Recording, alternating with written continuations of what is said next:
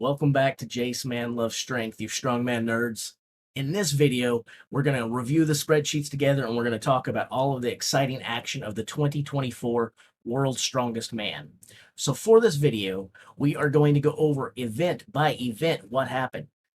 What we'll do is we'll start out just going over each event, how each competitor placed first place to 10th.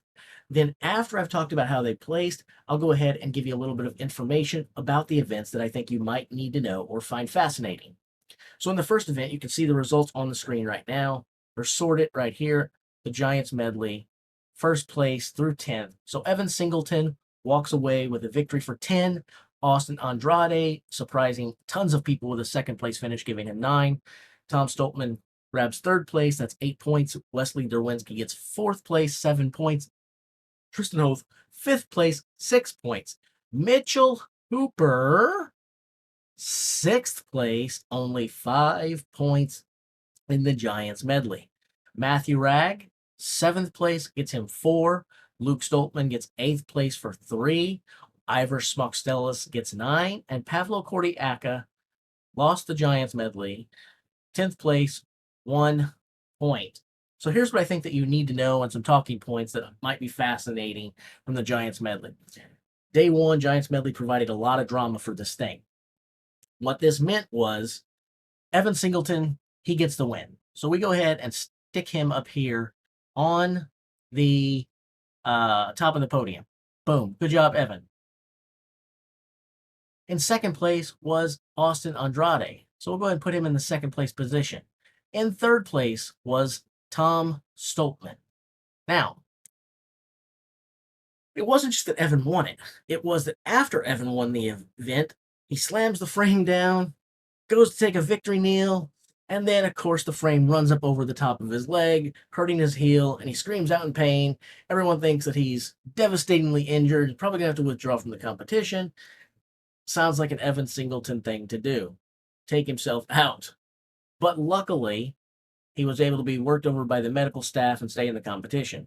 Although there were serious questions after that as to what kind of condition he would be in. We've already talked about Austin Andrade and what he was able to do, so we'll give him his praises and sing him his songs for second place. Tom Stoltman did what he needed to do for third, get big points to start out, put him in good position to try to fight back to re-grab his title if possible. The other thing that we need to talk about is Mitchell Hooper. Again, this is kind of crazy that he had to settle for 6th place. He was the third finishing Canadian in this event, and he ripped his hands to shreds on the frame carry. Just the calluses destroyed him, ripped open. He was going to be able to compete and stay in, but he was going to be a bit compromised in most of the events going forward. And it was going to be a question of how much could he endure from a pain standpoint and how much would his grip hold out. So that's something that we'll be watching as we go through the rest of the events. But that's how your Giants medley shook out. So let's go ahead and reseat everyone so that we can go to our next event, okay? Leaderboard is clear. Now we're going to go on to our max axle press. The max axle press, you had a two-way tie for the victory at Tom Stoltman and Mitchell Hooper. So Mitchell's rearing back, looking decent. We'll go ahead and stick them up at the top of the leaderboard here for the share the first for the max axle press. That meant we had no second place finisher. Officially, Pavlo Kordiaka comes in third place for 8 points. We'll go ahead and stick him up there in the bronze medal position. Where is Nero Pablo? Oh, he's behind Wesley. Wesley is blocking Nero Pablo. My bad. Sorry about that. Wesley, we need to see Pablo. There he is. Sorry. That's a botch for my video. We'll put that in the blooper reel. Anyway, Pavlo gets third place. Okay. Moving back on. You had a 3-way tie up next, splitting tons of points. Evan Singleton, Austin Andrade, and Luke Stoltman managing 190 kilograms. You had Tristan Hoth coming up next, 180 kilograms for 4 points. Matthew Ragg only getting the opening weight of 170 kilograms will secure him 3 points. Neither Wesley Derwinski nor Ivor Smokstelis was able to get the opening lift of 170 kilograms. They get nothing to show for their efforts. So that's what your podium looked like for that event. That's your group winners for the max axle press. What we do need to draw attention to here is a couple different things. That number one, Tom Stoltman and Mitchell Hooper did go for the axle press record, didn't go down. The second thing we should talk about here is that they both gave it a run at 210. Nothing to sneeze at there. Mitchell actually said that he would have gotten it if it weren't for the hands. You can decide whether you believe that or not, how big of a factor that was. I will say this. I don't know how much of a factor his hands had coming over the head with the overhead press. But I can totally see how having ripped, shredded hands would be a factor lifting the axle from the floor to your gut area. It's very hard to wrap your hands around that. Your grip's going to be compromised. I can see where that would come into play. But he says for sure it would have went down, and he vows that he will break the record at some point this year. Pavel also deserves to get some praise here because he's the only other man that managed 200 kilograms. He himself skipped 210 and went for the record and failed. The other thing that you might want to talk about here is the fact that you had two gentlemen fail to get the opening weight. And so aside from Pavlo getting 200 kilograms and the results of these top three guys, the other things that we should make note of the fact that Mitchell Hooper was in a major hole, and he comes back here and gets himself some big points to give him a chance and opportunity to go on and do well in the World's Strongest Man final. He says, don't count me out yet here. I still came to win this thing. But if we're going to mention that, we also have to go back to Big Tom. Yeah, he did well, but Tommy did just as well. So Mitchell gained ground on everybody in the field except for Tom Stoltman. So it is worth pointing out. It's definitely worth keeping a lookout for. Now we need to reseat everybody. So we'll go ahead and put Pavlo back where he goes. We'll go ahead and put Mitchell back where he goes. And we'll go ahead and put Big Tom back where he goes. And at this point, the podium is clear. We're going to head on over to the keg toss. The keg toss was pretty cool. You can see you have 9 points, 9 points, 9 points. There's no 10 points here. What does that mean? It means you had 3 guys tie for first place. That's Tom Stoltman, Mitchell Hooper, and Wesley Derwinski. So let's put them back up there. Could have just left Mitchell and Tom up there, I suppose, but we didn't do that. But we'll put them back up there now. So Tommy goes back to the top. Mitchell goes back to the top. And Wesley Derwinski joins them on the top. But not only did they win the event and go to the top of our podium, we don't have a second or third place finisher because we had 3 golds, but they all broke the world record. That's right. Brian Shaw's world record in the keg toss was 7.75 meter. If you're looking at the screen, you see 7.76 for these 3. So all 3 men managed to break Brian Shaw's record in the 15 kilogram keg toss for height. So pretty cool. After that, next up was Evan Singleton. He gets 7 points by virtue of finishing 4th or 2nd, depending upon how you finish it. Officially, it'd be 4th. You had Matthew Ragg and Ivor Smokstelis bringing up 5.5 points apiece for a 7-meter performance. Austin Andrade and Luke Stoltman get 3.5 points apiece. Tristan Hoth successfully does the opening weight and only the opening weight at 6 meters. We'll give him 2 points. Pavlo Kordiaka gets a 0. So he had 1 point in the giant medley, losing it. He gets 0 in the keg toss, losing it. Now, this is another thing that we're talking. We've already given the guys the world record praise. We talked a little bit about that. We should also talk about Pavlo here. Pavlo is typically pretty darn good at the tossing events when you're doing events for height. He's usually really good at them. And I expect that he was hoping to get good points here. I assume he was looking for 6, 7 points, maybe more, but I think he was hoping for 6 or 7 for sure. And probably a lot of people expected that. It appears that He had plenty of height, but his trajectory and aim was way off. He was kind of slinging the keg backwards rather than up and over, and it cost him. He couldn't figure it out within the 3 kegs, and he went down without doing anything, so he gets 0 points. Kind of surprising, and not the way Pavlo wanted his day 1 to end. When it came to an end, he only had 9 points after 2 events. Or after 3 events, my bad. Let's go ahead and reseat everybody and move on to day 2 of the finals. All right, so we go to day 2 of the finals. And that means we're talking about the Conan's Wheel. Now, if we look at the Conan's Wheel, we saw another world record go down here.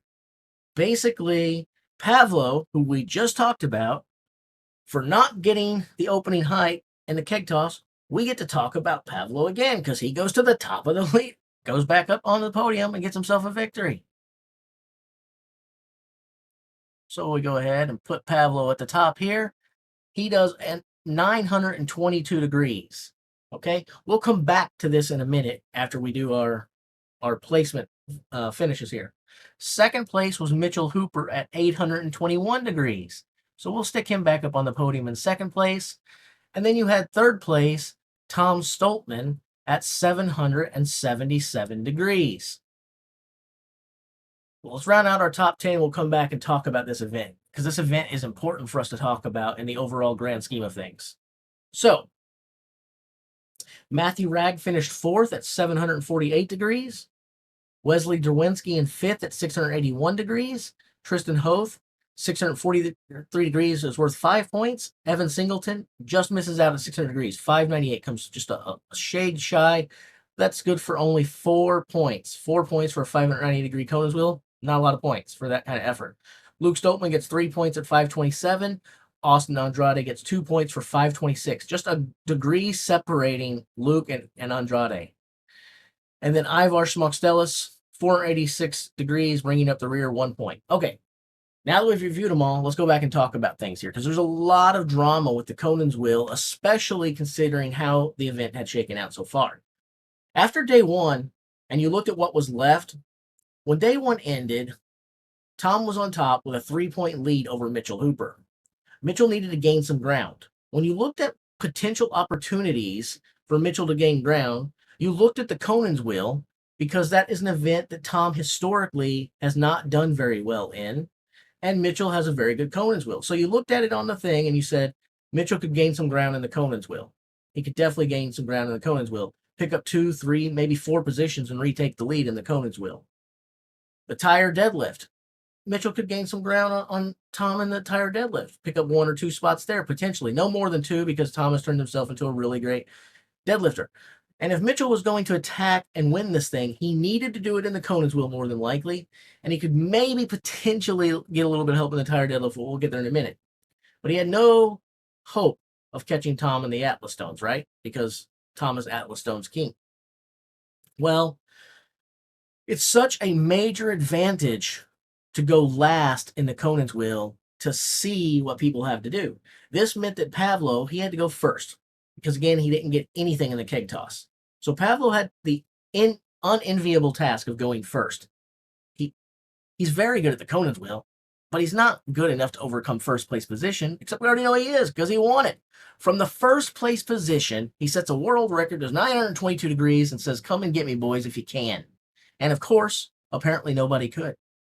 To win the Conan's Wheel from the first position, to me, is unthinkable. It is one of those events where you definitely want to see what you have to do, what marks you have to beat. And it definitely came into play with the other guys. Mitchell Hooper and Tom Stoltman were going to go 9th and 10th in order, respectively. So by the time Mitchell got up there, he'd seen what everybody had to do. He saw Matthew Ragg get 748 degrees for 2 revolutions, and he's feeling pretty good right now. Matthew Ragg, 748 degrees. Wesley Derwinski, 681 degrees. These are phenomenal. And nothing's wrong with Tristan Hoth at 643. So right now, Mitchell Hooper is thinking, if I just pass up Matthew Ragg at 748, I don't even need to beat Pavlo. I don't need to do that. If I can just get by Ragg, Tom's probably going to come a couple places behind them. I can pick up some good points here. So he I don't know if he went for Pavlo and just fell short because of Pavlo's unbelievable mark, or if he decided to save a little energy. I'm guessing he just couldn't pull it off. But whatever the case may be, he did 821. And he had to feel pretty good about that because, again, Tom's not supposed to be good at the Conan's wheel. So Mitchell takes a sigh of relief and he's like, yes, I picked up some positions here. I'm probably going to gain 3 or 4 points on Tom. But then Tom, having the fortune of going last, having the good fortune of knowing everybody's mark and what Mitchell did and where he needed to get, Tom showed, stop saying I'm not good at the Conan's wheel. I practice everything. I'm not the old Tom Stoltman where I've got good events and bad events. I'm well-rounded. I'm good at everything myself now. And he does more than 2 full revolutions and even passes Matthew Ragg. He doesn't catch up to Mitchell, but he passes everybody else, which means that Mitchell only picks up a single point out of the 3 that he's behind in. This is incredible. I think we expected him to gain more ground. I think we expected Mitchell to gain more ground over Tom than a single point here in the Conan's wheel. Coming alive. Tom's making a stand. He's holding his ground. Now we'll put everybody back where they go, and we'll move over to that deadlift. So we know now, spoiler alert, right? I said, hey, if Mitchell couldn't pull it off in the Conan's wheel, that only leaves the tire deadlift to gain ground. Well, as we look at the points here, Matthew Ragg wins the tire deadlift. So let's give Matthew Ragg his points and put him up on the top of the podium for this event. In second place, tied, so we won't have a third place finisher. It's not Mitchell Hooper. It is Tom Stoltman. So Mitchell needed to gain ground on Tom. Instead, he loses ground on Tom. Tom Stoltman and Tristan Hoth tie for second. So we'll go ahead and stick them up there. I guess we'll have to probably scoot Matthew Ragg up in first place, but over to give room to these guys. So Tom Stoltman goes back up here. And he's joined by Tristan in second place. We won't have a third place position because all 3 winning spots are occupied in first and second. Moving on, Mitchell Hooper, Wesley Derwinski, and Austin Andrade all score 6 reps for 6 points. That means the 1 rep difference between Tom and Mitchell isn't worth just 1 point. It's actually worth 1.5 points for an extra rep. They're splitting here. Oh, wait, it's worth 2.5 points. So Tom gets 1 more rep and gains 2.5 points on Mitchell in the process. Mitchell needed to close the gap. Instead, Tom widens the gap. 4 points for Evan Singleton for 5 reps. 3 points for Luke Stoltman at 4 reps. Ivar's 3 reps gets him 2 points. Pavlo, a single rep, 1 point. Pavlo's back is in agony at this point. That means he only pulls a single rep. So that's sort of how the tire deadlift shook out. And like I said, we just went through the results. We went through what everybody needed to do. That meant that it was time for none other than the Atlas Stones. Before we reset everything, or before we go over the Atlas Stones, let me reset everybody. Tom comes down here. Tristan comes down here. Matthew Ragg goes back to his place. And now we go over to the Atlas Stones. Who wins the Atlas Stones? Well, here's an interesting thing. By the time Tom went, he got to go last. As you can see, he's looking here, no one before him managed 4. 5th place for Tom was a guaranteed win at this point. So Tom only needed to do 4 in a relatively minuscule time for him of basically 45 seconds, and he was good. But when he went last, he decided that wasn't good enough. He wanted to win the event outright. So Tom grabs 10 points here. He goes to the top of the leaderboard for the Atlas Stones. Second place in the Atlas Stones went to Mitchell Hooper. So he goes to the silver medal position. He doesn't manage 5, he only manages 4, but he does it in the fastest time of the 4. And then Tristan Hoth gets to go back up on the podium yet again. And he finishes in the third place position at 4 and 43.79. Just narrowly beating out Pavlo Kordiaka, who had 4 and 44.58. Matthew Ragg gets a fifth place position with his 4. He's the last person to 4. And then everybody else only managed 3. Yeah, Evan Singleton only managed 3 Atlas stones, 3 and 24.09. Austin Andrade, 3 and 24.42. Wesley Derwinski, 3 and 30.80. Ivars, 3 and 32.88. Luke Stoltman, 3 and 36.09. So basically what that tells you is by this point in the competition, these dudes were exhausted and spent, okay? Grueling several days of competition, and they're all feeling it. So that's how the Atlas stones shook out. That meant now we need to put everybody back and see what the podium looks like. Spoiler alert, we already know that Tom's on the top. So I'll just leave him up there because, like I just said, all he needed to do was 4 in some kind of time and he was going to win the thing. We know that he did that, right? So we can just leave Tom at the top, right? We'll go ahead and put everybody else back where they go, and we will unhide the results of the overall standings. I'll go ahead and sort them real quick. Boom. And here you go. Tom Stoltman wins it all with 53 points. Actually, again, lengthening his lead over Mitchell Hooper in the last 2 events. Mitchell doesn't gain ground. He loses ground. But Mitchell Hooper does finish second place, so we'll put him back up where we just took him down from. In third place position, Evan Singleton, the T-Rex, gets his first podium at the World's Strongest Man. So we'll go ahead and put the T-Rex up on the board here. Kudos to Evan for doing that. It's his first podium at the World's Strongest Man. And he did just enough to hold Matthew Ragg out.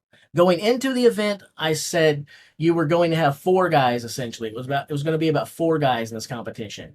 And those 4 guys were Tom Stoltman, Mitchell Hooper, Evan Singleton, and Matthew Ragg.